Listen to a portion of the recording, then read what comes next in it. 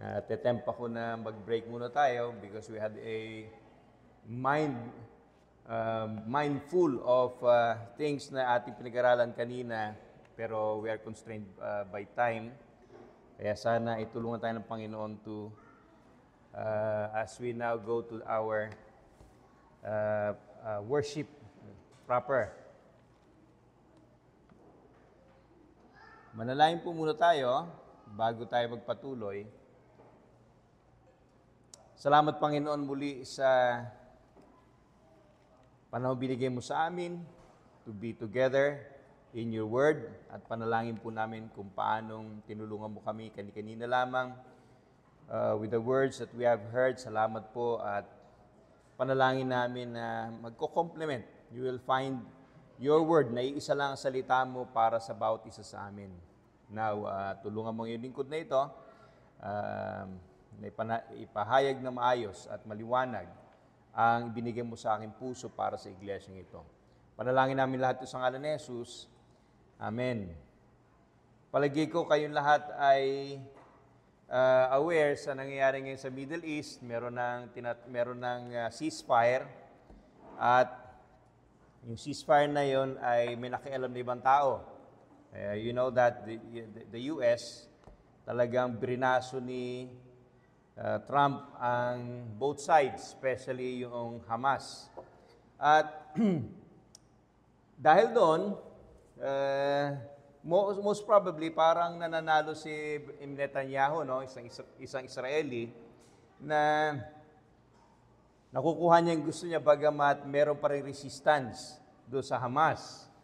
Pero alam niyo ba, si Netanyahu, Benjamin Netanyahu,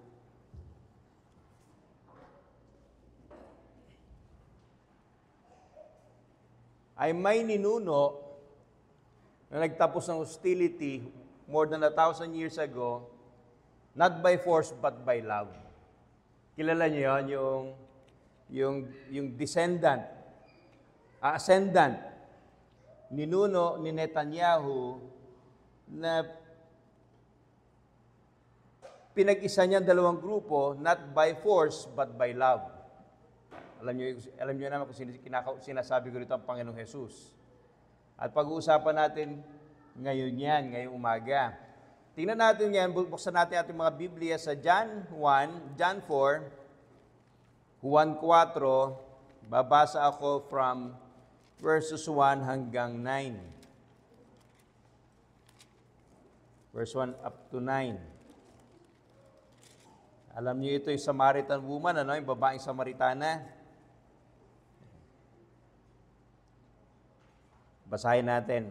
Nang malaman ni Jesus na nabalitaan ng mga Pariseo na siya ay gumagawa at nagbabautismo ng maraming alagad kaysa kay Juan, kahit hindi nagbabautismo si Jesus, kundi ang kanyang mga alagad, umalis siya sa Judea at muling bumalik sa Galilea.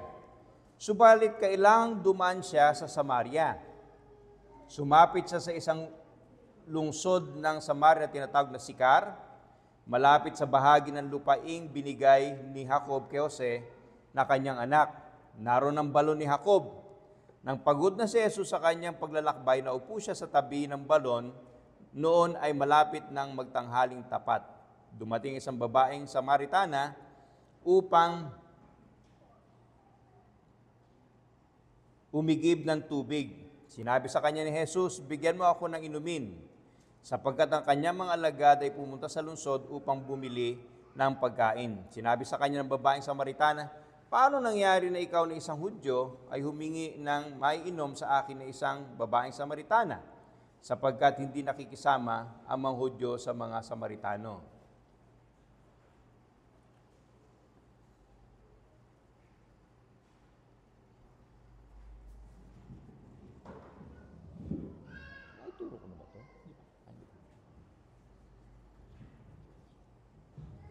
May kino-confirm lang ako. Okay. Alam niyo yung context dito, no? Yung context nito, yung Samaritana ay nandun nakatira sila. Of course, sa Samaria, upper ng, yung sa ibaba ay ang Judea, ang Samaria ay doon sa itaas, northern. Ito yung dating, sakop ito ng dating Northern Kingdom, yung Israel. Kasi yung the Southern Kingdom ay Judah. Ang Northern Kingdom ay nasakop ng Assyria at lahat sila ay nagkandawala, na isabihin na-integrate sila doon sa kaharian na kanilang sumakop sa kanila. May mga bumalik at yung mga bumalik na hindi na nila alam kung saang lahi sila doon sa 12 tribes ng Israel. Samantalang ang Judah, ito nga yung Judea, alam pa rin nila kung nasaan sila, kanino sila galing. Kaya ginagawa ni Jose, magparehistro sa Bethlehem kasi alam niya matitrace yung kanyang lahi kay David. Matitrace pa niya yon, no? Ibig sabihin, itong mga Samaritano na ito ay mga mestizo na. Hindi na nila alam kung kanino silang tribo galing. Naghalo-halo na. Whereas the Judeans, alam pa rin nila kung saan sila. And because of that, may hostility na. Hindi na puro itong mga Samaritano at itong mga Judeans, they are proud na alam nila kung saan sila nanggaling. Ito yung background, ito yung Samaritan. Pero bago yan, papansinin natin, nung gabing yon, prior to this scenario, nakipag-usap sino yon, yung isang leader ng Israel. Nung gabing yon sa chapter 3, sino nga ba yan? Yung teacher na si Nicodemus. Pinuntahan siya doon sa kanyang lugar kung nasaan siya para alamin, makipag-usap sa kanya. Meron siyang hinahanap dahil sa mga tinuro ni Jesus. Siya ang nagpunta at nagpunta siya by night. Nahihiya siya dahil siya ay isang pare, kinikilala, at siya ay nahihiya na baka makita siya kasama ni Jesus, nakipag-usap kay Jesus. That's why he came to him by night. Ibig sabihin, nagpunta siya kay Jesus. Kabaliktaran itong nangyari dito makikita natin dito sa chapter 4, verses 1 to 9. Kabaliktaran. At makikita natin yung kanina sa devotional tungkol sa 2 Samuel na yon, makikita natin yung picture na yun ni David na naghanap kay Mephibosheth. Makita natin dito yon. Yun yung text nito. So, kabaliktaran. Complete reversal ito. Si Jesus hinanap ni Nicodemus. Ito naman si Jesus ang nagpunta. Pansinin natin ito, no? In other words, papansinin natin yung pakikipagtagpo ng Diyos ay nakabase lamang sa kanyang kalooban. Hindi sa kung ano ang posisyon sa buhay. Katulad ni Nicodemus, siguro iniisip niya, dapat puntahan ako ni Jesus. Dapat puntahan ako ng mga taong ito kasi ako ay nasa isang privileged position bilang isang pari. Siya ay hindi pumupunta, kinakausap ng Panginoon, kinakatagpo ng Panginoon ng tao, not based on human status or perceived worthiness. So, tingnan natin ang tatlong bagay dito sa ating nabasa rito. Una, tingnan natin that Jesus went. Pangalawa, tingnan natin Jesus exhausted, pagod na pagod. Pangatlo, tingnan natin Jesus breaking barriers. So, binigay ko kaninang panimula between the Samaritans and the Judeans, and then let us see some lessons. So, ganun magiging takbo ng ating pag-aaral ngayon. Pansinin natin ito. Jesus went. Ang sabi roon sa verse 4, sa verse 4, kasi umalis siya doon sa Judea kasi nga marami na naghahanap sa kanya, marami na natetrete ng mga Jewish leaders. At hindi kailangan niya, kundi umalis siya at ginamit yung pagkakataong yun para umalis doon sa Judea at dumaan sa Samaria. Okay, kung naintindihan ninyo, nakalagay kasi sa verse 4, subalit kailangang dumaan siya sa Samaria. Kung kayo ay naiintindihan niyo yung geography nung Israel at that time, eto yung Israel, eto yung Samaria, eto yung Judea, dito yung Mediterranean Sea, dito yung Jordan River. Dito yung Jordan River, tapos dito yung wilderness. Alam nyo ba, dahil sa hostility between the Judeans and Samaritans, alam nyo yung ginagawa ng mga Samaritans, ng mga Judeans, para hindi sila makompromise yung kanilang purity, yung ceremonial purity nila, at hindi sila makompromise sa pakikipag-ugnayan sa mga Samaritans, kasi magiging ceremonially unclean sila, tumatawid sila sa Jordan River. Tumatawid sila sa Jordan River, magtitiis sila doon sa wilderness magdaan, at pag nakalagpas na sila sa Samaria, saka sila babalik. Tatawid uli ng Jordan River, doon na sa Galilee sa itaas. Yun ang ginagawa ng mga Jews at the time. Pero sinabi rito, subalit kailangan dumaan siya sa Samaria. That means, from Judea, dito sa Judea sa baba, imbis na tumawid sa River Jordan, maglakad sa wilderness, bumalik doon sa Galilee, ang ginawa niya, dumiretso siya. Dumiretso siya. At sinabi na ni John dito, kailangan dumaan siya. And ang word ditong ginamit, it is not because of necessity. Hindi ito dahil kailangan dumaan siya, dahil wala na siya ibang madaanan. Yung pagpunta na doon, may mission siya. Meron siyang hinahanap at that time. No? Yung word na ginamit dito ay edei, which signifies may divine imperative, may God-ordained mission. Hindi geographical necessity, hindi dumaan ako dito, katulad kahapon kami, dahil doon sa, merong piyesta doon sa where's that? Balibago, necessity kailangan umikot. Pero kung wala dire-diretso, yun yung necessity, yun yung physical necessity. Pero dito, yung necessity doon, it's not because walang madaanan. Meron siyang pupuntahan. Yun ang nangyari dito. No? Ano nangyari dito? Itong journey na ito, intentional and symbolic, para incarnation ito. Ibig sabihin, God didn't passively wait for humanity to find Him. Yung Panginoon, ang Diyos natin, katulad ni David, at that time, patay na si Saul. At kung ikay hari, nais mo establish ang iyong kaharian, kailangan patay mo lahat yung seed o yung sino mang maaaring tagapagmana nung kalaban mo. At that time, si Mephibosheth, dahil siya ang direct line ni Jonathan na dapat magiging hari. No? Pero ang ginawa niya, anong ginawa? Si Mephibosheth tago ng tago. Kasi baka patayin siya. Alam niya, papatayin siya. That's his mindset. Si David naman, naghahanap. And this is what God did through the Lord Jesus Christ. Naghanap siya. Yun yung necessity na kailan sinasabi dito, kailangan gawin ko ito. He had to come to us. God didn't only come to us, hindi lang siya dumating sa atin. Ang sinasabi ng Biblia, ang tawag sa Kanya ay Emmanuel because God is with us. Nandito siya upang makitabernacle. Alam niyo ibig sabihin nagtabernacle? Ibig sabihin nagtayo siya ng tent.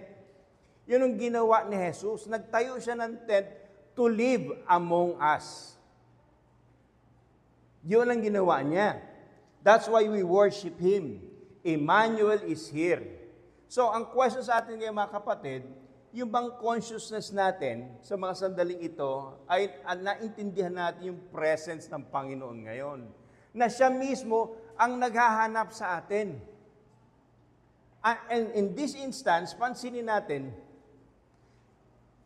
dumaan siya sa isang inconvenient na paraan. In the same way that Christ came to us through his parents, si Joseph at saka si Mary. Ganon ang ginawa ng Panginoong Jesus. At hindi ko alam kung if you are at all sa ginawa ng Panginoong Jesus, kasi hindi natin hahanapin ang Panginoong Diyos. Nakita ko lang yung parallel kanina doon sa sinabi ni Brother Dave sa ating meditation kanina. Nakita ko yung parallel. Si David, naghahanap siya doon sa kay Mephibosheth, so lahi ni Jonathan, makapagbibigay ng kindness. At kailangan niyang hanapin. Samantalang ang si Mephibosheth, malamang sa hindi nagtatago dahil alam niyang papatayin siya. Nakita niyo yung point dito? Sa situation ng Diyos, ang Diyos ang offended because of our sin, tayo tago ng tago. And yet, hinanap niya through the Lord Jesus Christ. Hinanap niya yung mga tao ngayon. Just a little application, Alam niyo ba bakit doon sa Matthew, kapag ka ikaw na-offend, ang utos ng Panginoon, ng Panginoon Jesus, if you're offended, ang gawin mo muna, yung sasacrifice mo, iwanan mo muna, go to the person who offended you at kausapin mo siya. Alam niyo bakit? Kasi, it is the same with God. Yung Diyos ang nasaktan, and yet siya ang naghahanap ng reconciliation. What's the point? Mga kapatid, kung ikaw ay nasaktan, hindi pagtatampo ang solusyon. Puntahan mo yung nakasakit sa'yo. Yun yung Matthew 18. In the same way that God was offended, highly offended, and yet hinanap niya yung taong nakaka-offend sa Kanya to reconcile with that person. Kaya kung nasasabi ito mga kapatid, dahil sakit yan ng sakit yan ng lahat ng tao. Sakit ko yan. Na pag nasasaktan, mananahimik. Nasaktan ni Mrs., mananahimik na lang ako. Hihintayin, magmamukmuk sa isang tabi. Mag-i-expect na lalapit siya.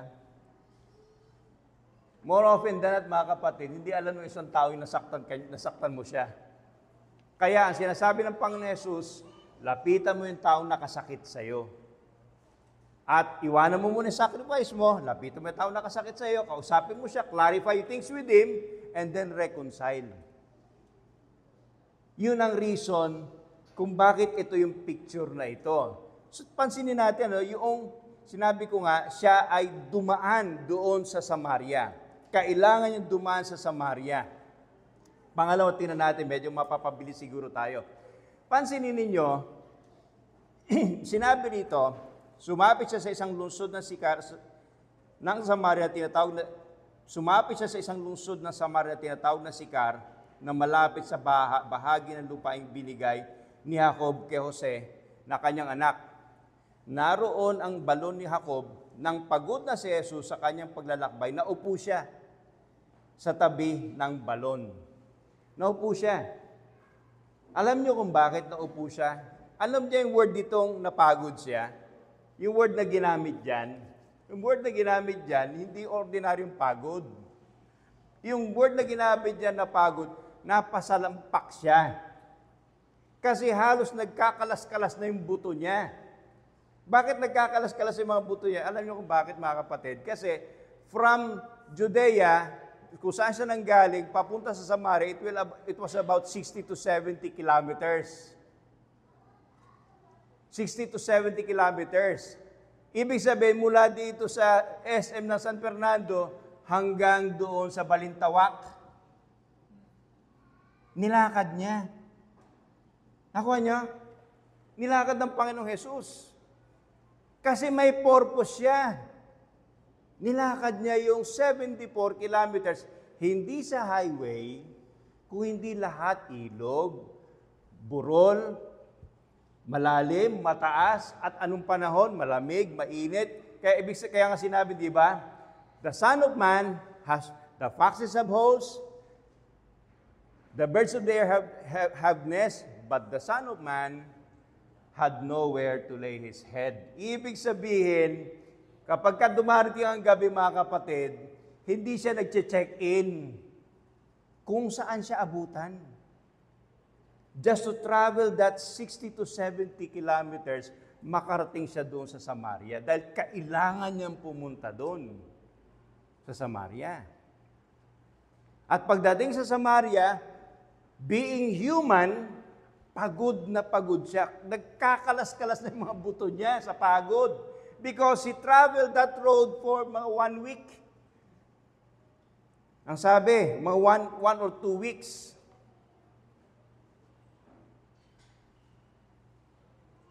Kasama niya yung kanyang mga disciples. Kaya ang Panginoong Hesus wearied from His journey.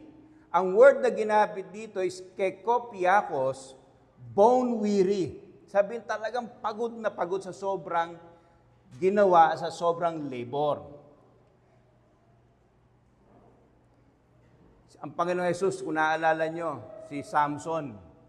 Ano naalala nyo si Samson? Nung siya ay sa isang lugar, di ko na maalala kung ang lugar yon, siya ay nagkaroon ng relasyon sa isang prostitute. Inabot siya ng gabi. Nalaman ng mga Filistina na nandoon siya, papalibutan siya. At malaman niya Samson yun, alam yung ginawa niya? Ang ginawa niya, yung tarangkahan, nung sa Gaza pala yun, yung tarangkahan na yon sa Gaza, Gaza, isang city ng mga Philistine na talagang tanyag. Nung malaman ng mga Philistines na pupuntahan siya, ginawa niya, kinuha niya yung hamba, yung malaking gate. Malaking gate ng Gaza, ibig sabihin yung mga metal, yung mga kahoy, dinala niya at kanyang itinakbo doon sa Hebron, doon sa burol ng Hebron, isang gabi. At alam niyo gano'ng kalayo? Yung Gaza to Hebron, 70 kilometers. Binigyan ng kapangyarihan ng Diyos si Samson para gawin yon. At ito ang Panginoong Hesus, in all His humanity, pagod na pagod. At may kinatagpo siya. Jesus didn't choose to be a Samson. He came as an ordinary man who walked for days from Jerusalem to Sychar, spending nights wherever he could. So ganun nangyari sa kanya. Ibig sabihin, yung physical thirst, physical weariness, kailangan niyang gawin yun. Kailangan niyang maranasan yun. Hindi lang siya dumating sa physical weariness. Hindi lang siya pumunta doon dahil siya ay ginusto lang niya. Napag-usapan na yun sa Trinitarian Council sa langit. Magiging tao ka, ikaw ay may hahanaping tao doon, sa lugar na yon, dadaanan mo yon, dadaan ka dito, sigurado mag-iisip yung mga disipulo, bakit nangyari yan, bakit ka nakikipag-usap, nadoon yung prejudice, dadaanan mo lahat yan. Sabi ng usapan nung tatlong persona, the Father, the Son, and the Holy Spirit. At wala kang power, wala kang divine power, paano ka pupunta? You will be going there to be as a human being, ordinary human being. Wala kang kasalanan, yet mararanasan mo ang pagod, mararanasan mong gutom, mararanasan mong uhaw, mararanasan mong puyat. Ibig sabihin, kung ano yung puyat na nararanasan ko, that will be the same puyat na mararanasan niya. Bagamat ang kaibahan, wala siyang kasalanan, ako may kasalanan. Si Samson, ang ginawa niya, nakipagrelasyon sa isang prostitute, and yet may power siya. Na binigay ang Panginoon. Nakita niyo, hindi ba kayo na mamangha doon sa katotohanan yon? that God became man, became an ordinary man, ginawa niya ang dapat niyang gawin using ordinary means para may katagpuin. Sino ngayon yun? Yun yung Samaritan woman. Pansinin natin, no? Pangatlo, breaking barriers. He broke barriers. Pansinin natin dito sa ating babasahin. Naroon ang balon ni Jacob. Nang pagod na si Jesus sa kanyang nagpaglalakbay, naupo siya sa tabi ng balon. Noon ay malapit ng magtanghaling tapat. Dumating ang isang babaeng Samaritano upang umigib ng tubig. Sinabi sa kanya ni Jesus, bigyan mo ako ng inumin, sapagkat ang kanyang mga alagad ay pumunta sa lungsod upang bumili ng pagkain. Sinabi sa kanya ng babaeng Samaritana, paanong nangyari na ikaw na isang Hudyo ay humihingi ng maiinom sa akin na isang babaeng Samaritana? Bakit? Sapagkat hindi nakikisama ang mga Hudyo sa mga Samaritano. Meron ka bang kapitbahay hindi mo kinakausap? Matagal mo ng kapitbahay, hindi mo kinakausap? Dito sa lungsod, uso-uso yan, di ba? Lalo na rito, malamang sa hindi ka kilala ng iba-ibang mga kapitbahay nila rito. It's not because of hatred. Dahil hindi na talaga sila magkakilala. Pero ito, magkapitbahay ang mga Hudyo at sa mga Samaritano, but for 1,000 years, hindi sila nag-uusap.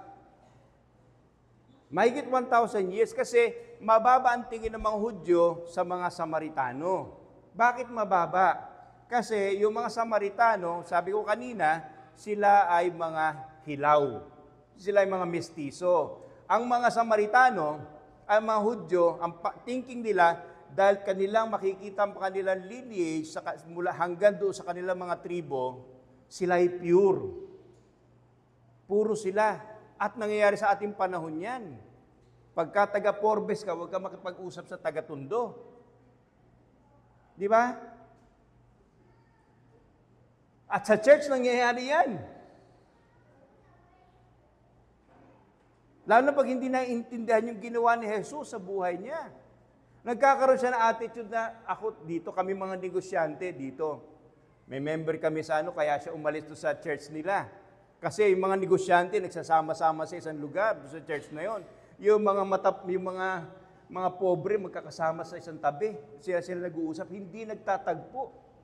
Mga kapatid, sana wala rito yan.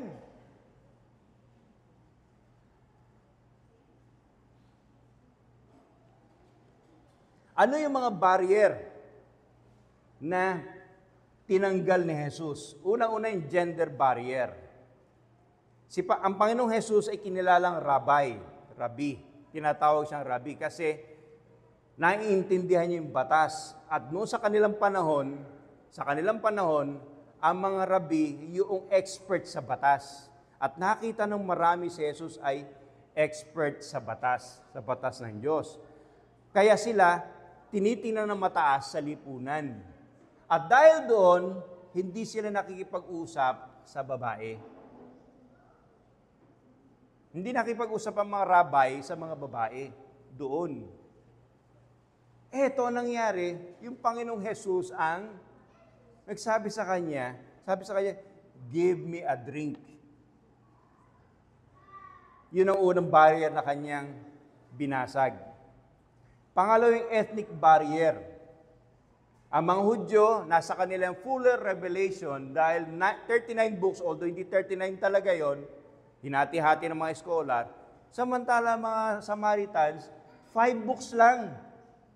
Yung kanilang pinaniniwalaan, the Torah. Wala sila yung prophets, nasa kanila yung law, pero sa mga Hudyo, nasa kanila yung the law and the prophets. Kumpleto sila. Sabi nila, we are favored. Kasi nasa amin ang kumpletong revelation ng Diyos. Kayo wala. Pero sinira yon ng Panginoon. Pangatlong barrier na sinira ng Panginoon Yesus, yung tinatawag na purity barrier. Bakit purity barrier? Napakalinis ceremonially ng mga Hudyo. Ayaw nila makakahawak ng patay. Kapag ang babae ay merong period niya, hindi pwedeng magkaroon ng relasyong sexual. Kailangan maglinis bago bumalik sa tahanan. May ilang araw siya dapat impure siya. They are ceremonially clean always, ceremonially. Ang problema, sabi ng Panginoong Jesus, ang tanong ng Panginoong Jesus, give me a drink. Nabigla yung Samaritan woman. Sabi niya, wala kang pitcher, wala kang cup. In other words, naintindihan ng Samaritan woman, hindi ko pwede ibibigay ito sa'yo dahil magiging ceremonially unclean ka. Pero ang Panginoong Jesus, hindi yun ang iniisip niya. Hindi yun ang iniisip niya, iinom ako sa cup mo.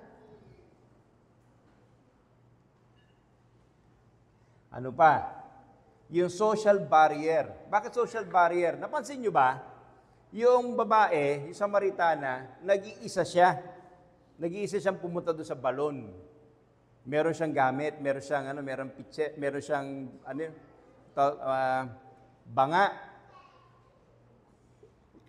Bakit nag-iisa yung babae na pumunta doon ng tanghaling tapat?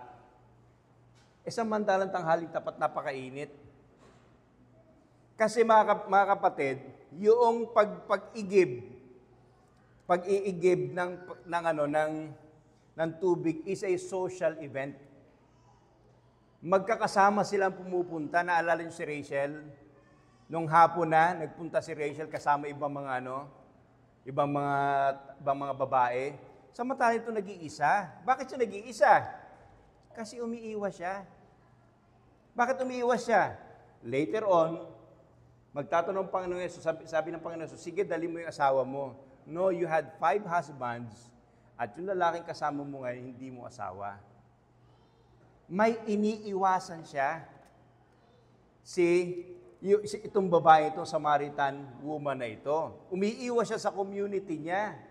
Kaya siya nagpunta mag-isa, tanghaling tapat, kasi walang sasama sa kanya. At ayaw niya may kasama.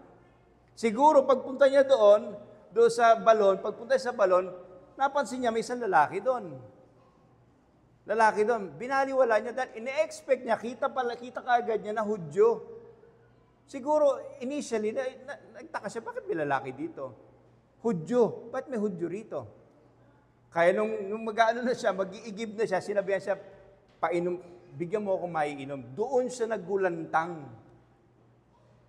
Dahil maraming binasag ang Panginoong Jesus. Ano ibig sabihin, mga kapatid? Hindi mo po pwede pagmalaki na ikaw ang lumapit sa Panginoon. Itong babaeng ito, itong Samaritan woman na ito, hindi niya hinahanap ang Panginoong Jesus. Ang hinahanap niya tubig. Para may mainom siya pag-uwi niya. Nagpapatuloy siya maghanap ng tubig. And later on, i-offer ng Panginoong Jesus yung living water. Later, siguro may tuturo ko to next month, Lord willing, masusunod. Pero what's the point, mga kapatid? Hindi ka ba na-amaze sa gawa ng Panginoong Jesus, ng Diyos, na pumunta siya rito sa lupa, hindi dahil hinahanap natin. Sino rito makapagsasabi na sa kanyang panahon siya ay komportable, walang problema, hinahanap niya ang Diyos? Wala.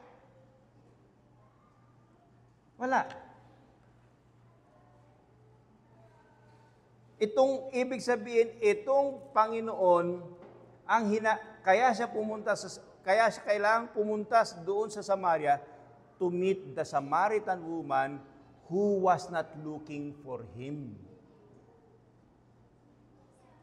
Nakuha nyo?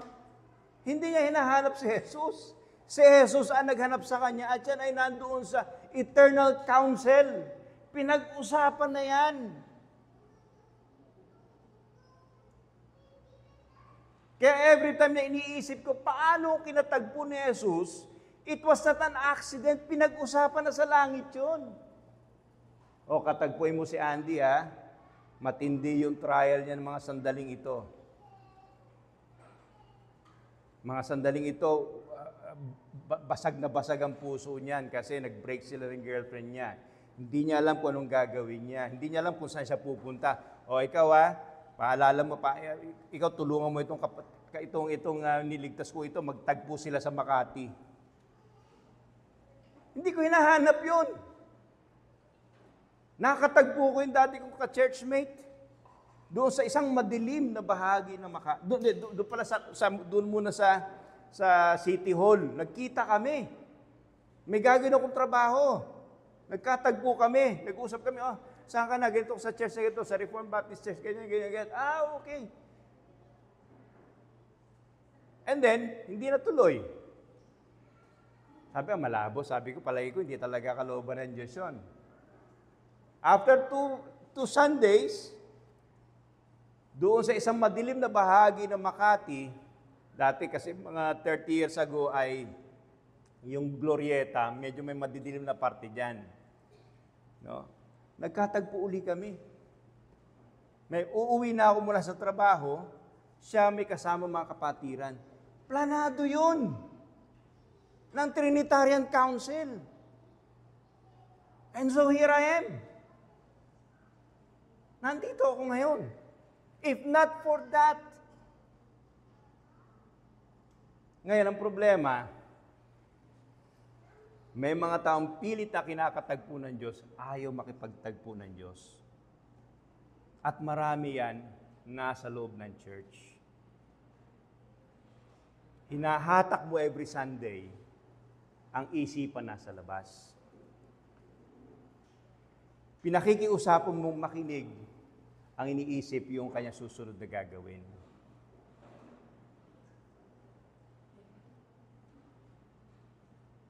Ano yung susunod na paplanuhin? Ano yung susunod na pupuntahan?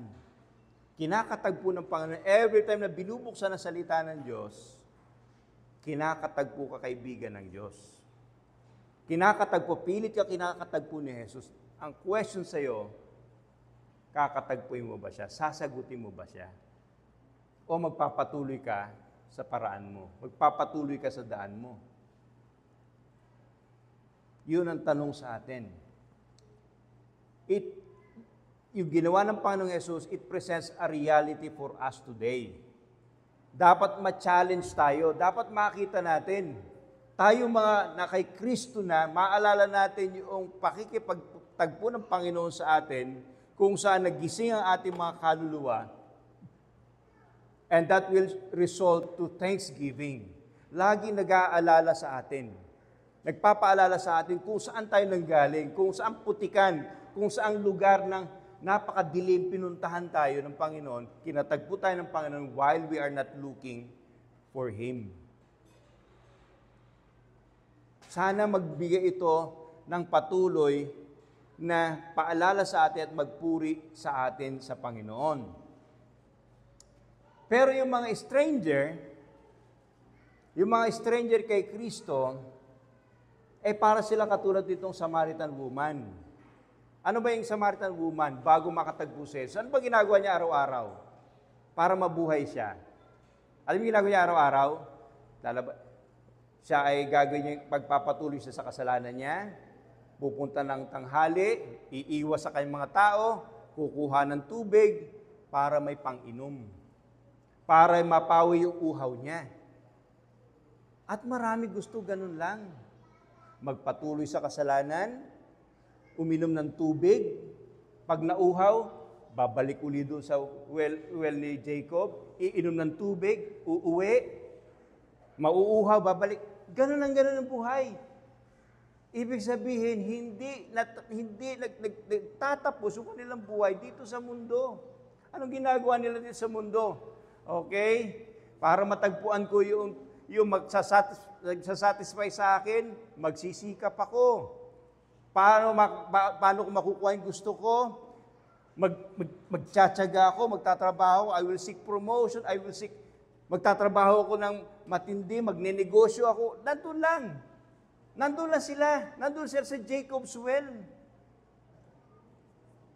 At wala silang plano nakatagpuin ng Panginoon for as long as their temporary thirst, yung kanilang thirst, yung kanilang uhaw ay nasasagot.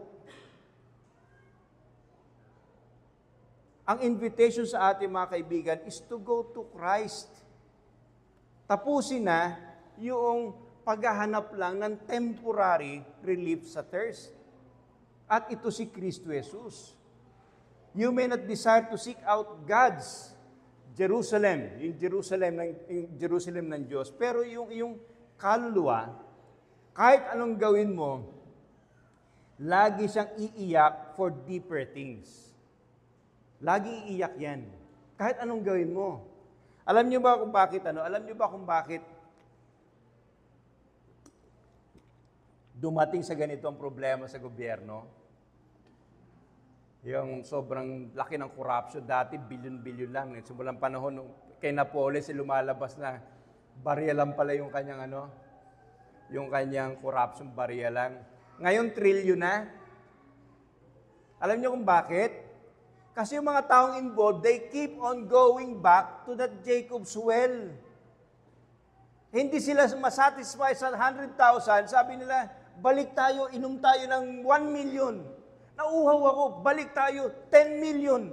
Balik tayo, 100 million, hanggang sa maging billion, hanggang sa may 100 billions. Hindi ka masasatisfy. Never ka masasatisfy ng mundong ito. At kung hindi natapos kung hindi lumabas yung investigation at hindi umiyak si Marcos, although alam natin may kinalaman din siya. I withdraw that. Maaari may kinalaman din siya. Hindi sila titigil. That's what will happen to you.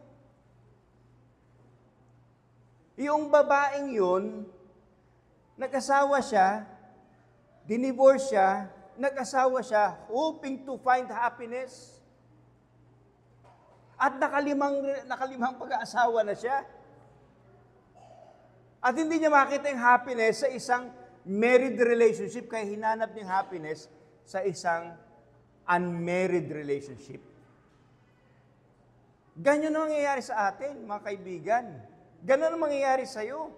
Unless you come to Christ.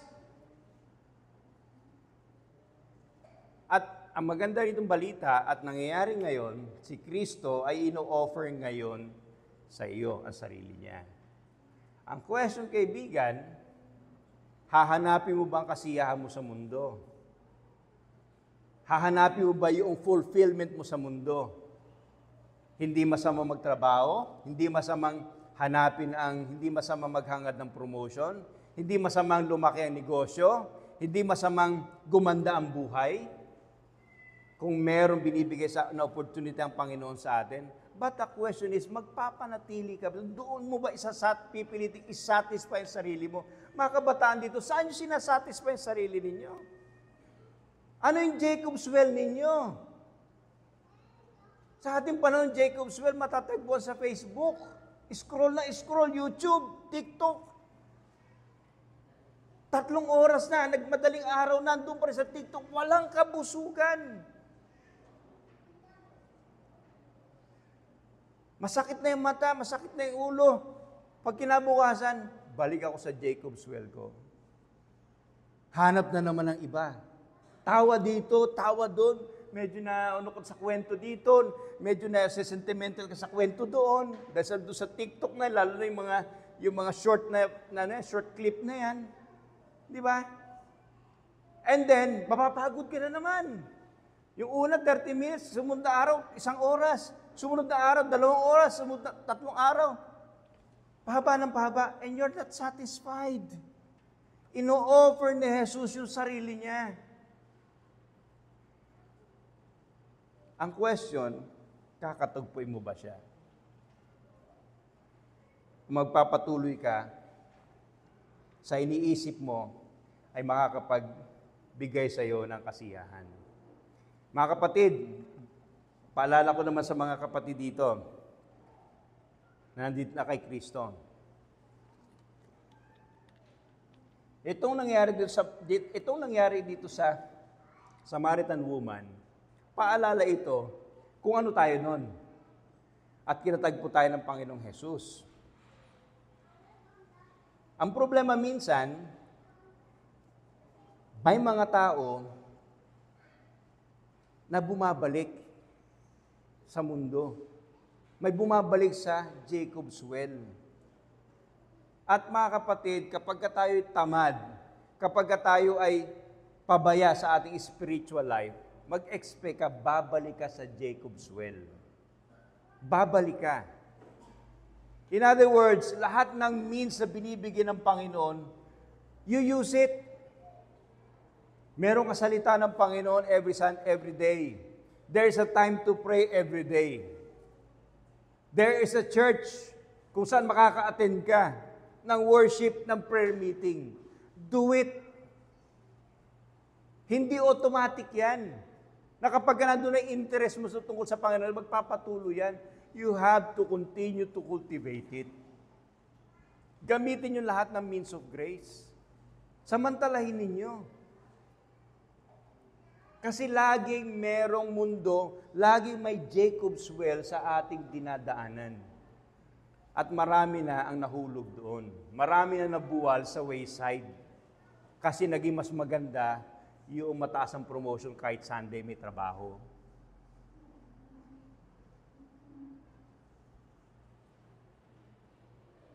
O kaya, may negosyo rito na po pwedeng kunin kahit medyo alam mo may compromise. Dahil mas maganda pala yung magkaroon ng mas magandang bahay kaysa meron ako ngayon. Mas maganda pala, mas masarap yung pakiramdam na yung sasakyan ko medyo upgraded kaysa kung ano meron ako ngayon. Kahit na may i-compromise ako. Paalala ito sa atin ng Panginoong Jesus in eternity past, kasama yung Trinitarian Council, nagkatagpo, nagkausap-usap sila, kapatid, para isang araw, i-meet ka. Katagpuin ka. Ano ipapalit mo? Matinding salita kanina ni RJ. Sabi niya, talagang, ano ang isusukli mo sa ginawa ng Panginoon sa iyo? Ano isusukli mo?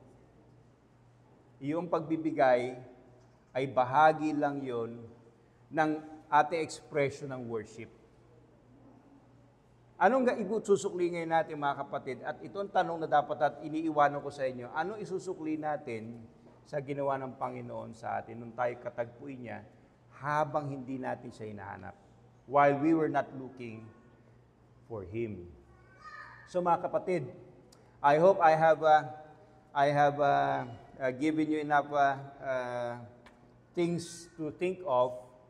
At tingnan natin ang ginawa ng Panginoong Jesus. Iniimbita ko kay lahat, kaibigan, iniimbita ko kayo suko ang buhay nyo kay Jesus. Isuko ninyo ang sarili nyo kay Jesus dahil nandoon yung mas higit pa sa Jacob's well na iyong pinagkakaabalahan ngayon. At mga kapatid, lagi tayong tumingin kay Jesus. Lagi nating isipin siya na kanyang ginawa para sa atin so that hindi na tayo na-attract ng Jacob's well ng mundo.